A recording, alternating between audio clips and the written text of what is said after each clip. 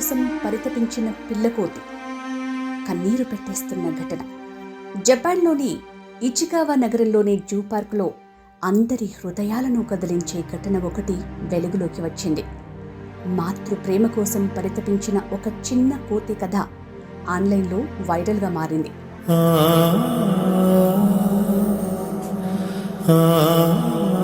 Punch అనే ఈ చిన్న కోతి వయసు కేవలం 7 నెలలు.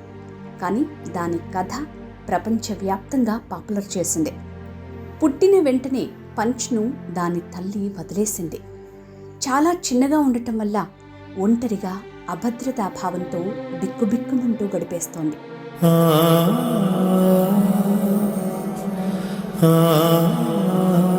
జూ సిబ్బంది పంచ్ని ఓదార్చడానికి ఓ ఆలోచన చేశారు.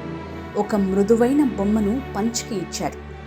ఈ బొమ్మ పంచ్కి కేవలం ఒక ఆట వస్తువుగా మాత్రమే కాదు, ప్రేమ అనుబంధానికి చిహ్నంగా మారింది. పంచ్ తన ఓరా మామ అనే బొమ్మను పట్టుకుని జూ మొత్తంగా తిరుగుతూ కనిపించింది.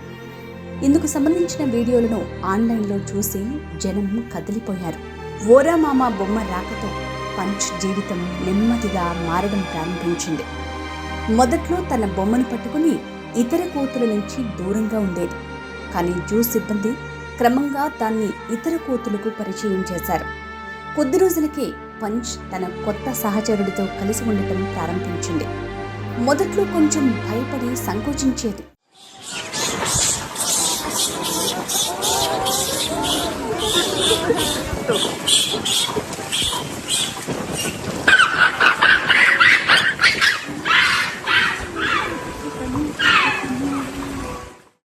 కానీ క్రమంగా ఆత్మవిశ్వాసం పెరిగింది.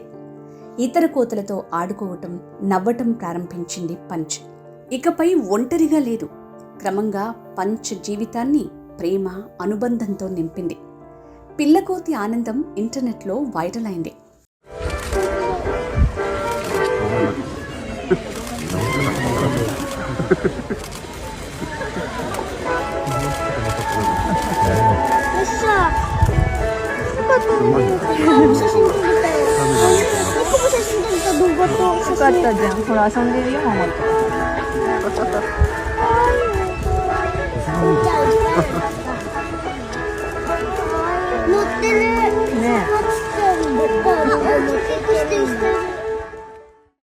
పంచ్ దాని కొత్త స్నేహితుల వీడియోలు, ఫోటోలు ఆన్లైన్లో వైరల్ అయ్యాయి.